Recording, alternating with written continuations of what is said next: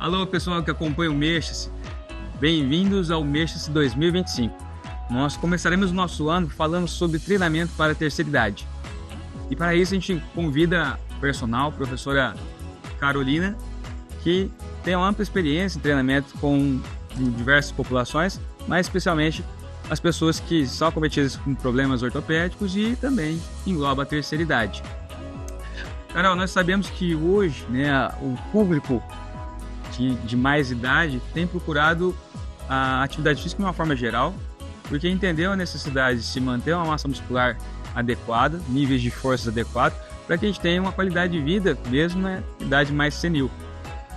E por conta disso, os profissionais têm se preparado mais para atender essa população. O processo de envelhecimento, na verdade, ele começa quando a gente nasce, no processo de desenvolvimento, mas por volta dos 30, 35 anos, nós começamos a ter uma intensidade maior do processo de envelhecimento, que pode acometer a redução de força muscular, flexibilidade e principalmente potência muscular, que muitas vezes é um pouco esquecido pelos profissionais, pois a potência muscular é que nos faz com que a gente levante da cadeira, que a gente consiga subir um lance de escada, ou até mesmo que a gente realize atividades recreativas que envolvam maior velocidade.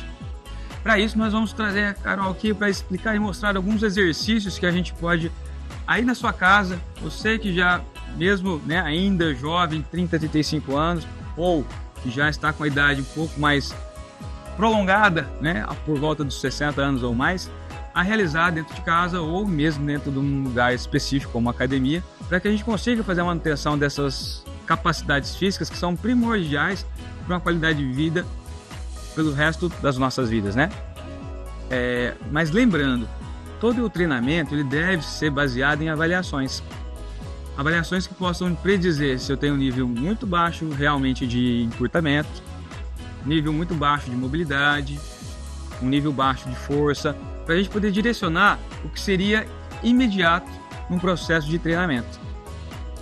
Mas vamos para os exercícios que de repente sejam uma boa dicas para você começar o trabalho aí na sua casa, mesmo sem um processo de avaliação direcionado.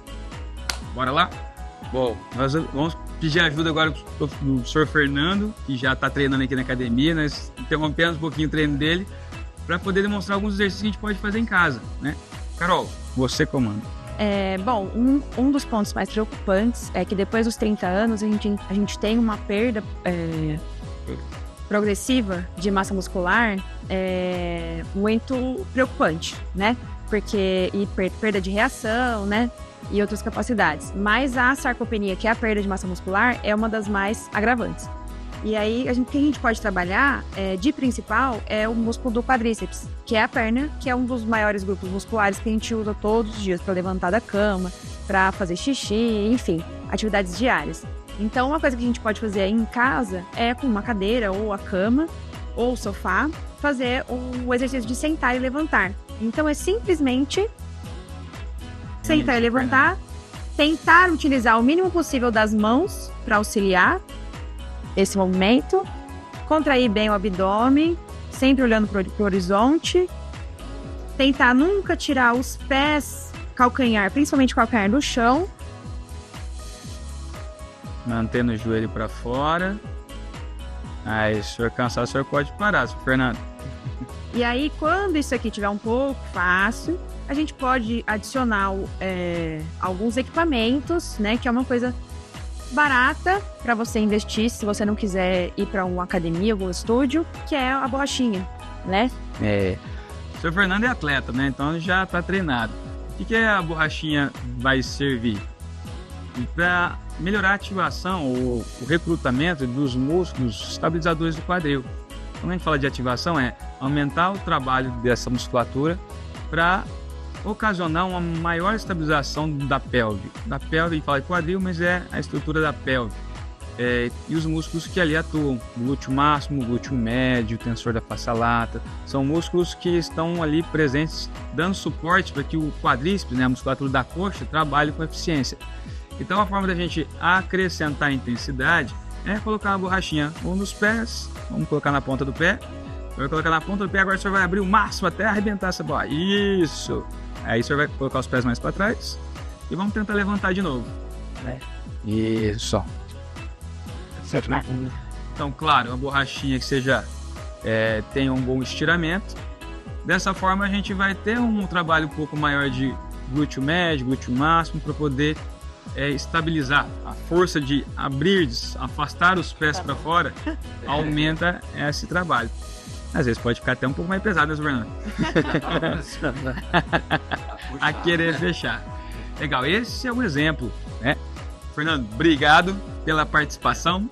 Obrigado. Atleta. E a gente vai para outro exercício. Vem para cá. Agora a gente vai pegar a nossa querida idosa para fazer o trabalho, porque ela também precisa. Esse tipo de exercício é um exercício que talvez não seja tão comum do indivíduo praticante de atividades em casa, né? Mas é um exercício bastante usado para melhorar a boa estabilidade e equilíbrio de quadril. Então o idoso ele precisa muito, né, que a gente treine a boa estabilidade, mobilidade de tornozelo, estabilidade de joelho. E o quadril é uma articulação que precisa de mobilidade, mas também ela precisa ter capacidade de estabilizar. E isso leva a um maior equilíbrio. O perdigueiro é um exercício que tem esse foco. Como que é feito esse exercício? Nós mantemos uma posição de 4 apoios, né? Claro, se a pessoa não tiver nenhuma coisa que comprometa essa postura, por exemplo, dores severas no joelho. No entanto, a postura em 4 apoios, a gente vai pedir para a pessoa distanciar o ombro da orelha, né? Ela tem o ombro distante da orelha para que a gente tenha uma ativação já da musculatura escapular. Quando a gente fala de ativação, é recrutamento desse músculo para poder manter a postura. Isso favorece o fortalecimento de uma estrutura que vai ser interessante para os movimentos do braço, né? Então a gente já faz um pacote 2 em 1 que a gente fala, né? Então, mantendo a postura correta, inicialmente a gente vai fazer um movimento apenas de perna. Vai esticar a perna, ou seja, estender a perna, levando o calcanhar lá para trás e trazer de volta. Então, essa fase inicial, a gente faz de um lado, ou a gente pode repetir de um lado só primeiro, 10 repetições, por exemplo, e volta. Tentando observar se eu não vou realizar deslocamentos para lá e para cá, né? Eu não posso ficar dançando o corpo. Sempre é interessante, né, a supervisão de um profissional, e isso favorece uma ótima correção. Mas em casa, se eu tiver o controle de manter estabilizado peso igual nos 2 braços, repete de novo, levantando braços. Isso. Esse exercício, a gente também... a mão só a perna. Levanta lá. Esse exercício também trabalha a musculatura de glúteo, mas esse não é o principal benefício dele, mas sim a boa estabilização da articulação do quadril, da pelve. Então, de novo, a gente está no mesmo exercício, melhorando a força estabilizadora de escápulas, melhorando a força de glúteo e a boa estabilização da perna de apoio. Apoia a outra perna. Aí, mantendo esse quadril. Se eu desloco muito para cá, isso é ruim. Então, eu tenho que tentar alinhar. Claro que sozinho às vezes você não vai perceber, mas só de executar o exercício você já vai estar ajudando a boa estabilidade. Nós podemos deixá-lo muito mais desafiador, e é aí que eu começo a ter mais equilíbrio, mais estabilidade e chance reduzida de quedas. A gente vai fazer o mesmo movimento, só que associada com o membro superior. Então, enquanto eu estendo uma perna, eu estendo o braço contrário à frente. Isso vai gerar uma demanda maior para o quadril que está apoiado. Fica aí. Porque eu vou me deslocar naturalmente para a lateral, exigindo que os músculos do abdômen, músculos do quadril, principalmente os músculos laterais do quadril, sejam exigidos. Vamos fazer só de um lado primeiro. Então eu apoio a mão no chão e estendo. Apoio a mão no chão e estendo, mantendo o peso só num braço e só numa perna. Favorece um maior fortalecimento dessa musculatura e dessa musculatura. Agora a gente vai aumentar o desafio. Vai de novo. O que ela vai fazer? Ela vai tentar tocar a mão na coxa que está vindo em direção ao centro, tentando manter a postura adequada.